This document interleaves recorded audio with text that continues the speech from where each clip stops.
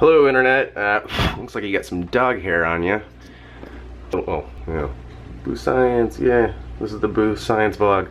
Sorry about the dog in the background. Well, I was just watching the news. There was a shooting in Oregon, and it looks like so far 10 people are dead, and the shooter's dead. And there was one guy, Chris Mintz, who took 7 bullets trying to tackle the guy or whatever, disarm him or stop him. That guy's a badass, true hero. He apparently, the shooter, posted a lot of hate-filled messages on like MySpace and just everywhere. He had, I'm not gonna link to anything or mention where, but he clearly had issues. You know, he bought them all within, or a family member bought, in some cases, bought them all within the last 3 years, and his messages have been getting increasingly hateful. So I think there were some signs that, you know, at least the guy should have been, you know, somebody should have talked to the guy. And it seems like that's probably the most important first step that we're missing in a lot of these shootings.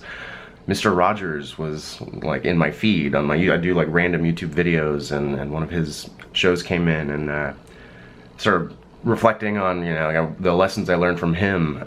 In his shows, he would cover some dark things. He had a fish die during a show, and he gave it a burial, and he talked about his dog dying and how he really loved it, but it's okay to feel, you know, sad, and he was extremely sad, and he says he cried.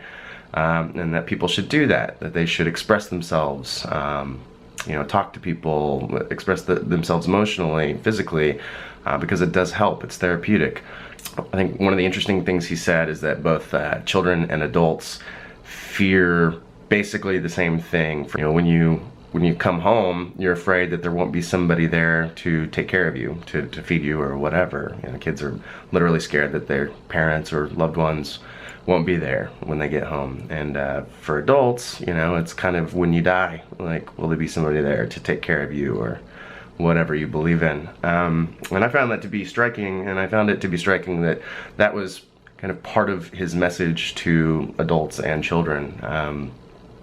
The guy was something else. One of his core beliefs was that you should provide children with an honest adult, just give them one more honest adult in their life.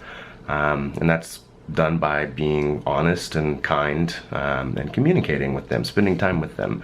And I think that we don't need to just do that for kids. I think as adults we should do that for each other. And I don't mean go around, you know, sticking your nose in everybody's business or dropping by without announcing yourself, but just being more aware and present and reaching out and communicating once in a while, just to let people know they can communicate back.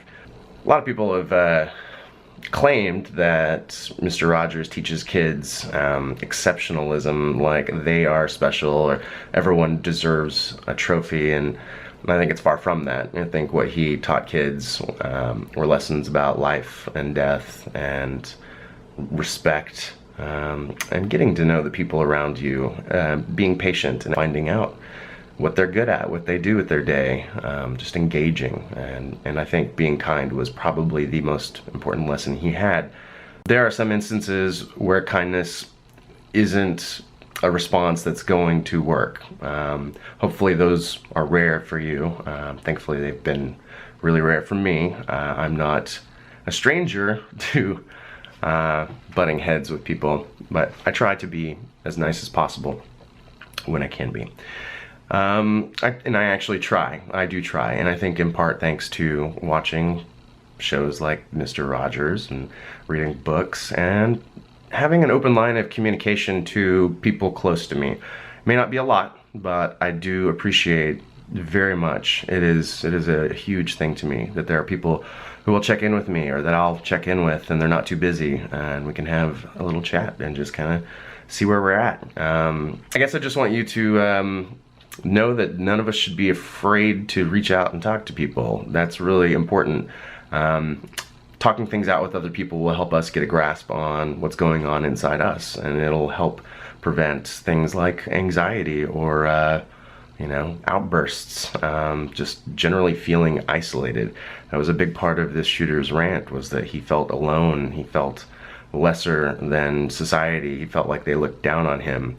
And I think that probably part of the problem in a lot of these situations is some level of anxiety that keeps them from reaching out to people and communicating and experiencing life. He certainly struggled with mental illness according to the reports I'm seeing. And I know with that comes a lot of stress and anxiety. And not all of that can be solved through talking things out by themselves and everyone. Some people need medication, but medication alone will not do it. You have to talk to people.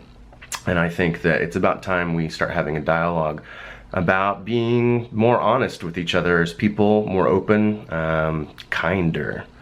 That way we're not afraid to talk to each other. I think it's a fear-based society that's turning everyone kind of against themselves.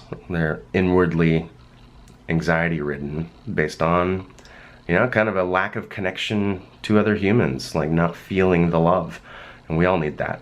Everyone does. So I hope to kind of push that message here and there inside my vlogs. I hope today people are thinking about that, thinking about loved ones and reaching out to them and talking to them. I do think that's very important. So I'm gonna try more. I hope you do too. And let's go to the Paseo and see if we can grab a bite to eat. Maybe we'll run into some artists. I don't know. We'll try. All right.